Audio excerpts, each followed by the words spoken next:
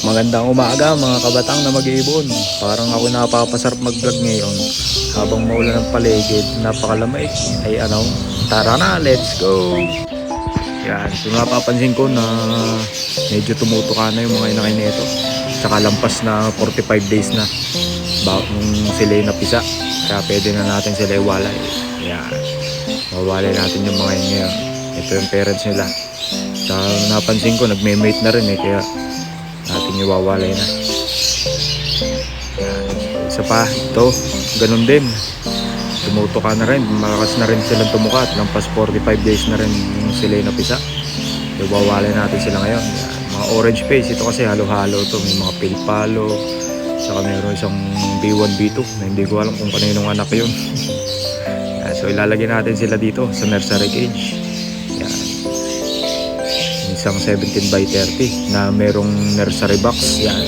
Malagay yung nursery box guys, lalo na ngayon medyo umulan, medyo malamig, para meron silang matataguan. Kaya tara na, let's go!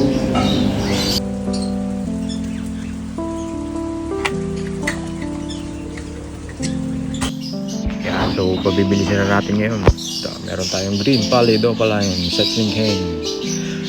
Next, meron tayong green opaline split blue one, possible split pallid if cock. Yan.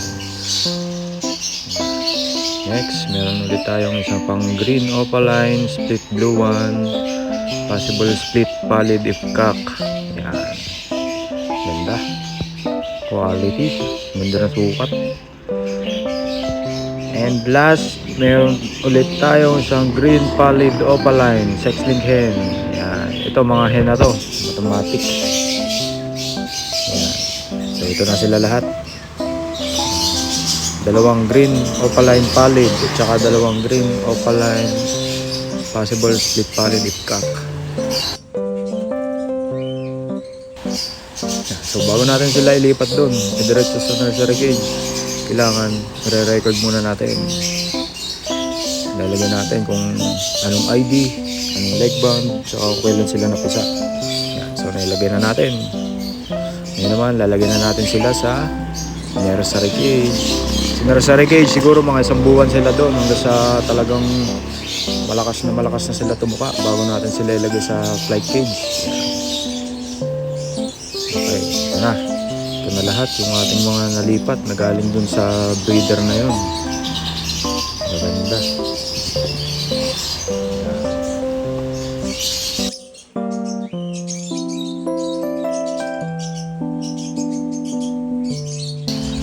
Sunod naman, dito naman sa pugad na to. Ito yung mga magagaling mag-alpas, yung dalawang yan. Isang B1, B2 na hindi ko alam kung kanino galing ng magulang. Tsaka isang violet o papelia, tsaka dalawang orange face. Ano na, ating damputin na.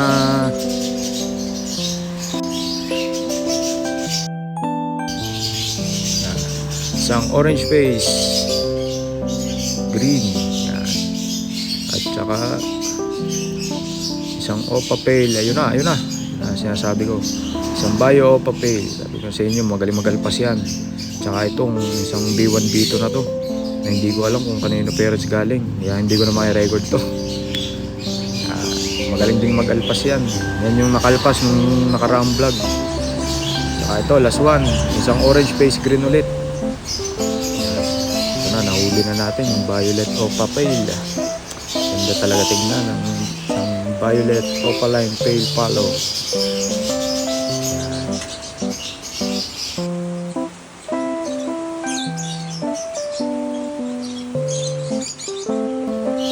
So bala ko dito, gawin 4 na yung nasa kabilang nursery cage na yon. Yung dalawang blue, dyan ko ilalagay. Yung dalawang blue, yung violet tsaka par blue. Sunod naman, yung dalawang green, dito ko na isasama. So tara na, lipat na natin. Ito kasing isang nursery cage na to, may laman tong dalawa.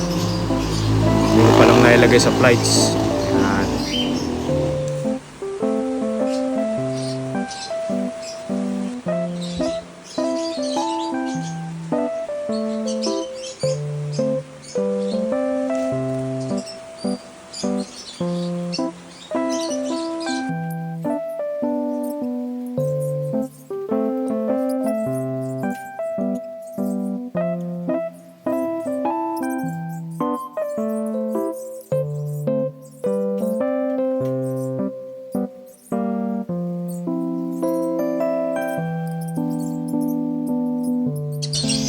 Ayan, so ito na lahat ng ating mga naiwalay ngayon. Dalawang green opaline pallid, tsaka dalawang green opaline post pallid, dalawang orange face, isang B1 B2 opaline, hindi ko alam kung split yellow to, split pale, tsaka isang violet opaline pale palo. Yan, may kasama silang dalawa dyan eh. Yan, una lang sa kanila na isang buwan yan, o pwede pa rin naman. Yan, so yan na lahat. So yun, hanggang dito na lang. Maraming salamat sa mga manonood. I-comment nyo na lang sa baba kung gusto nyo pa ng mga ganitong klaseng vlog. Walang kakwenta-kwentang vlog. Okay, bye-bye.